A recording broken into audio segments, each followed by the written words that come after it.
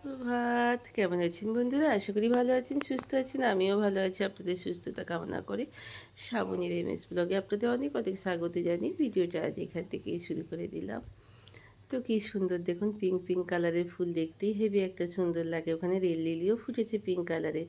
সত্যি সত্যি কি সুন্দর সব প্রকৃতির নিয়মে ফুল ফোটে, আর তাদের কালারগুলো কত সুন্দর, দেখলেই মানে চোখ সার্থক হয়। আর তো শ্রাবণ মাস, সবুজে সবুজ চারিদিক, নীল আকাশ, মাঝে মাঝে ঝমঝম করে বৃষ্টি, মাঝে মাঝে মৃদুমন্দ গরম, ঠান্ডা ঠান্ডা ওয়েদার, সব মিলিয়ে দারুণ একটা দিন। আজকে স্যাটারডে, এখন সকাল বাজছে 6টা 15 নাগাদ। তো শরীরটা ভালো নয়, তা সত্ত্বেও রান্নাঘরে এলাম এটা চাপিয়ে দেবো বলে। কালকে ভিডিওটা আপনাদের বলি, খুবই ভয়েস রেকর্ডটা ডবল করে হয়ে গেছে, কারণ ভিডিওটা কালকে ভালো হয়নি।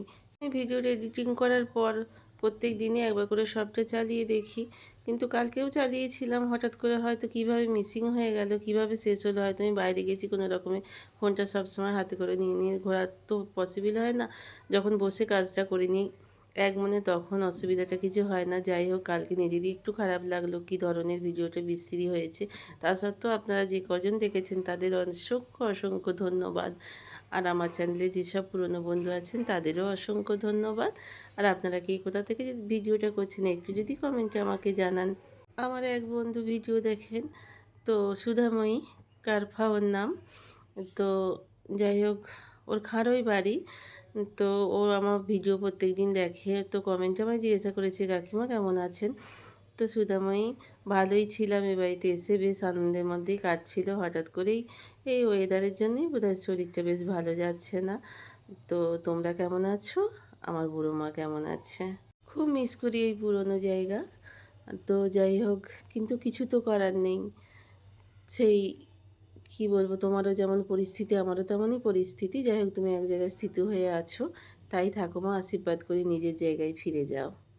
অন্য জায়গায় রাস্তাঘাট, ঘর বাড়ি, মানুষজন, অনেকে খুব মিস করি, অনেকের সঙ্গে গল্প করা, এগুলো খুব মিস করি। বিশেষ করে মৌমিতার মা লক্ষ্মীদি, ওদিকে মিষ্টু, অনেককেই এখন মিস করি।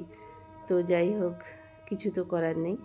তো যাই হোক, কাজকর্ম শেষ করে শরীর যতই খারাপ হোক, বাচ্চুবাবু বাসন কোসন সব ধোয়াধুয়ি করে দিয়েছে।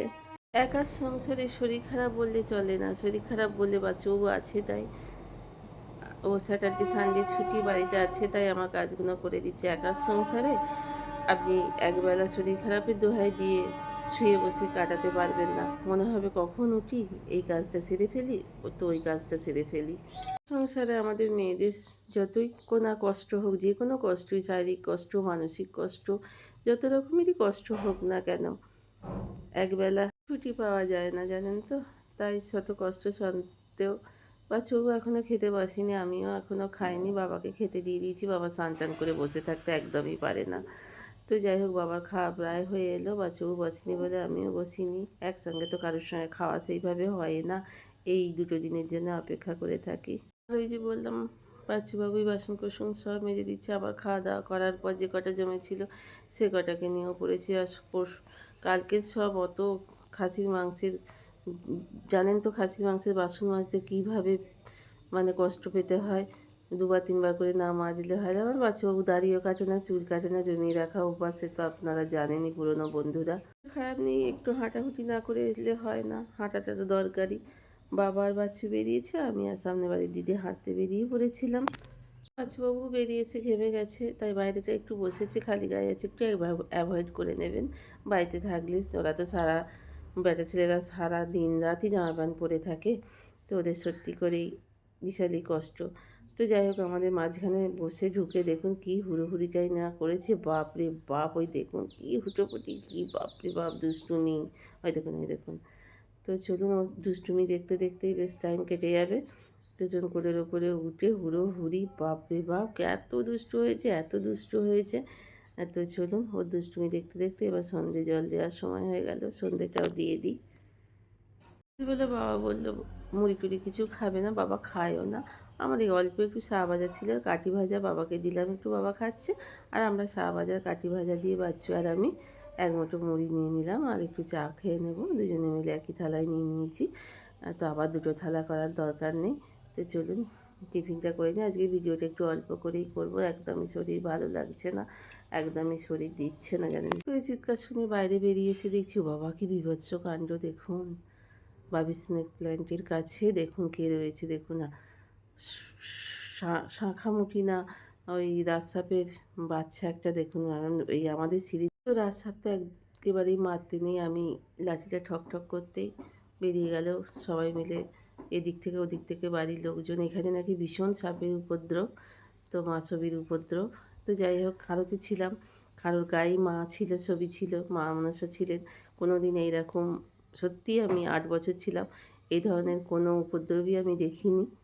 বাবা বললো হোপা খাবো না, আমি বললাম হোপা দিয়েই তোমাকে পোস্ত করে খাওয়াবো, দেখবে না বাবা কি সুন্দর হোপা পোস্ত হবে, সুন্দর করে একটা করব। তো সুন্দর করে ওই সব দেখে শুনে এসে তো চলে এলাম পোস্তটা বাঁটতে। লঙ্কা দিয়ে শরীর যতই ভালো না লাগুক, পেটকে তো আর আপনি খালি রাখতে পারবেন না। আর পেট যত খালি থাকবে শরীর যেন মনে হবে আরও যেন খারাপ লাগছে। তো চলুন পোস্তটা বেটে নিই, তরকারিটা ওদিকে চাপিয়ে দিয়েছি। পোস্ত বাটা শিলেতে বেটে খেলে না খুবই খেতে বেশ ভালো লাগে। একটু শিলে একটু কষ্ট করে বাঁটতে হয়, কিন্তু কষ্ট করে বেটে, সবটাই কষ্ট করলে সব জিনিসই ভালো হয়, কষ্টের ফল তো সবসময় ভালোই হয়, কি বলুন। তো পোস্তটা কষ্ট করে একটু শিলে বেটে নিলাম। তো তরকারিটা আগে থেকে সিদ্ধ হয়েই ছিল, তো ভাজা ভাজা মতো একদমই হয়ে গিয়েছিল। তো চলুন পোস্তটা করে নিই।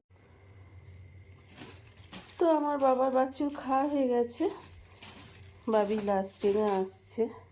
কী কষ্ট আমার মেয়েটার জন্য, এই এতক্ষণে ট্রেন বোধহয় স্টেশনে ঢুকলো, তো এবারও আসবে, এসে খাবে, তবে শোবে, আবার সেই সকালে বেরোনো, তার উপরে আবার পড়াশোনা আছে।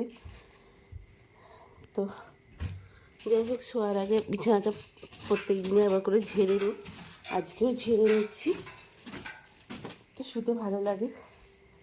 তো ঘড়িতে বাজছে ওই দেখুন 11টা বাজতে 10 মিনিট বাকি আছে। তো বাড়ির তরকারিটা একটু গরম করতে দিলাম, একদম ঠান্ডা হয়ে আছে তরকারি, একটু গরম গরম এসছে খাবে। তোর বাবাও এখনও, বাবি আসেনি বলে বাবাও বাইরে বসে আছে, ওই দেখুন। আর এখানে আমার ঝুনিটাও বসে আছে, দিদি আসবে বলে বাবা শুয়ে পড়েছে। তো যাই হোক, বাবি এসে পড়বে, স্টেশনে ট্রেন ঢুকে গেছে, এখান থেকেই দেখতে পাওয়া যায়। তো চলুন আজকের মতো ভিডিওটা এখানেই শেষ করি। যদি ভালো লেগে থাকে তো একটা লাইক কমেন্ট করে দেবেন। পুরনো বন্ধুদের তো বলার কিছুই নেই, আপনাদের অসংখ্য অসংখ্য ধন্যবাদ। আর নতুন বন্ধু হলে একটা সাবস্ক্রাইব করে আমার পাশে থাকবেন। আর যদি ভিডিওটা আজকে ভালো লেগে থাকে তাহলে একটা লাইক কমেন্ট করে দেবেন, ইচ্ছা হলে সাবস্ক্রাইব করে পাশে থাকবেন। Good night.